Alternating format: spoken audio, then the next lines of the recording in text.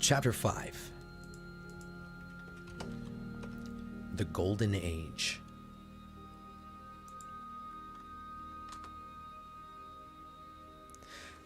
Excuse me. Chapter 5. In the Golden Age. In another moment, we were standing face to face, I and this fragile thing out of futurity. He came straight up to me and laughed into my eyes. The absence from his bearing of any sign of fear struck me at once. Then he turned to the two others who were following him and spoke to them in a strange and very sweet and liquid tongue. There were others coming, and presently a little group of perhaps 8 or 10 of these exquisite creatures were about me. One of them addressed me. It came into my head, oddly enough, that my voice was too harsh and deep for them. So I shook my head and, pointing to my ears, shook it again. He came a step forward, hesitated, and then touched my hand. Then I felt other soft little tentacles upon my back and shoulders. They wanted to make sure I was real. There was nothing in this at all alarming.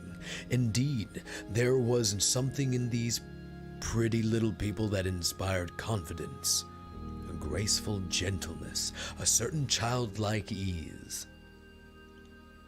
And besides, they looked so frail that I could fancy myself flinging the whole dozen of them about like 9-pins.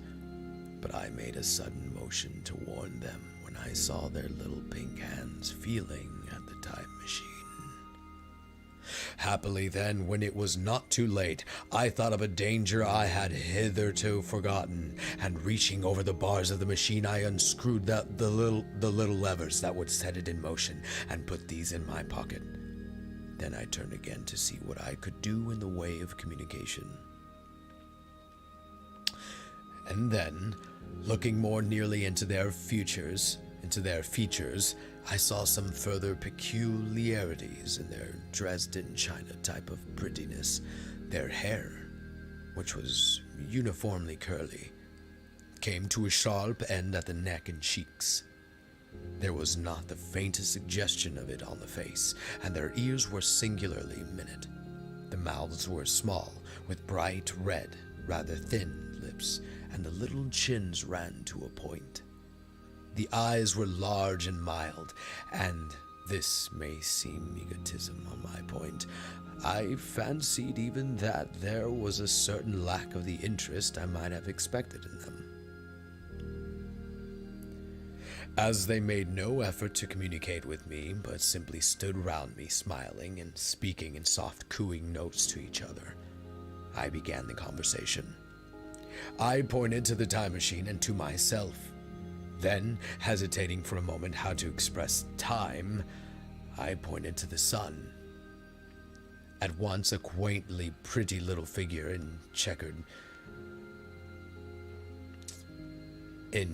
purple and white followed my gesture, and then astonished me by imitating the sound of thunder. For a moment I was staggered, though the import of his gesture was plain enough. The question had come into my mind abruptly: were these creatures fools? You may hardly understand how it took me. You see, I had always anticipated that the people of the year 802,000 odd would be incredibly in front of us in knowledge, art, everything.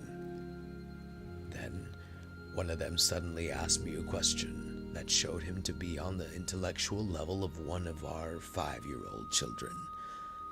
Asked me, in fact, if I had come from the sun in a thunderstorm. It let loose the judgment I had suspended upon their clothes, their frail, light limbs and fragile features. A flow of disappointment rushed across my mind. For a moment I felt that I had built the time machine in vain. I nodded, pointed to the sun, and gave them such a vivid rendering of a thunderclap as startled them. gave them such a vivid rendering of a thunderclap as startled them. They all withdrew a pace or so and bowed. Then came one laughing towards me, carrying a chain of beautiful flowers, altogether new to me, and put it about my neck. The idea was received with melodious applause, and presently they were all running to and fro for flowers, and laughingly flinging them upon me until I was almost smothered with blossom. You who have never seen the like can scarcely imagine what delicate and wonderful flowers countless years of culture had created. Then someone suggested that their playthings should be exhibited in the nearest building, and so I was led past the Sphinx of white marble, which had seemed to watch me all the while with a smile at my astonishment, towards a vast gray edifice of fretted stone. As I went with them, the memory of my confident anticipations of a profoundly grave and intellectual posterity came with irresistible merriment to my mind. The building had a huge entry and was altogether of colossal dimensions. I was naturally most occupied with the growing crowd of little people, and with the big open portals that yawned before me, shadowy and mysterious. My general impression of the world I saw over their heads was a tangled waste of beautiful bushes and flowers, a long neglected and yet weedless garden. I saw a number of tall spikes of strange white flowers, measuring a foot perhaps across the spread of the waxen petals.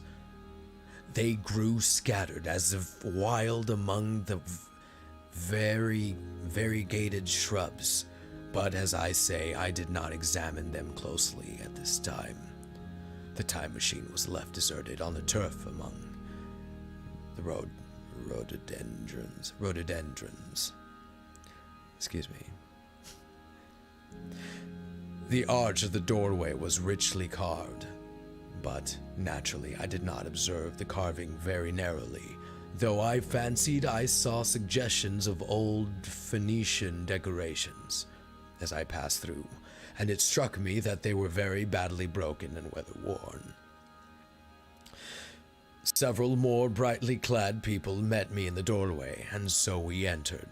I, dressed in dingy 19th century garments, looking grotesque enough, garlanded with flowers and surrounded by an eddying mass of bright, soft-colored robes and shining white limbs in a melodious whirl of laughter and laughing speech.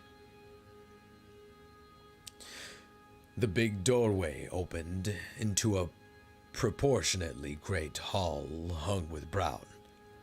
The roof was in shadow, and the windows, partially glazed with colored glass and partially unglazed, admitted a tempered light. The floor was made up of huge blocks of some very hard white metal, not plates, not slabs, blocks, and it was so much worn, as I judged by the going to and fro of past generations, as to be deeply channeled along the more frequented ways. Transverse to the length were innumerable tables made of slabs of polished stones, raised, perhaps, a foot from the floor, and upon these were heaps of fruits. Some I recognized as a kind of hypertrophied raspberry and orange, but for the most part they were strange. Between the tables were scattered a great number of cushions. Upon these were my conductors seated them. Upon these my conductors seated themselves, signing for me to do likewise. With a pretty absence of ceremony, they began to eat the fruit with their hands, flinging peel and stalks and so forth into the round openings in the sides of the tables. I was not loath to follow their example, for I felt thirsty and hungry, As I did so, I surveyed the hall at my leisure. And perhaps the thing that struck me the most was its dilapidated look. Dilapidated look. The stained glass windows, which displayed only a geometrical pattern, were broken in many places, and the curtains that hung across the lower end were thick with dust, and it caught my eye that the corner of the marble table near me was fractured. Nevertheless, the general effect was extremely rich and picturesque. There were perhaps a couple of hundred people dining in the hall, and most of them, seated as near to me as they could come, were watching me with interest, their little eyes shining over the fruit they were eating. All were clad in the same soft and yet strong silky material. Fruit, by the by, was all their diet. These people of the remote future were strict vegetarians, and while I was with them in spite of some carnal cravings, I had to be frugivorous also. Indeed, I found afterwards that horses, cattle, sheep, dogs had followed the Ichthyosaurus into extinction. But the fruits were very delightful. One in particular that seemed to be in season all the time I was there. A flowery thing in the three-sided husk was especially good, and I made it my staple. At first I was puzzled by all these strange fruits and by the strange flowers I saw, but later I began to perceive their import. However, I am telling you of my fruit dinner in the distant future now. So soon as my appetite was a little checked, I determined to make a resolute attempt to learn the speech of these new men of mine. Clearly, that was the next thing to do. The fruit seemed a convenient thing to begin upon, and holding one of these up, I began a series of interrogative sounds and gestures. I had some considerable difficulty in conveying my meaning. At first, my efforts met with a stare of surprise, of inextinguishable laughter, but presently a fair-haired little creature seemed to grasp my intention, and repeated a name. They had to chatter and explain the business at great length to each other, and my first attempts to make the exquisite little sounds of their language caused an immense amount of genuine, if uncivil, amusement. However, I felt like a schoolmaster amidst children, and persisted. And presently I had a score of noun substantives, at least at my command, and then I got to demonstrative pronouns, and even the verb to eat. But it was slow work, and the little people soon tired and wanted to get away from my interrogations, so I determined, rather of necessity, to let them give their lessons in little doses when they felt inclined. And very little doses I found they were before long, for I never met people more indolent or more easily fatigued. That is the end of Chapter 5.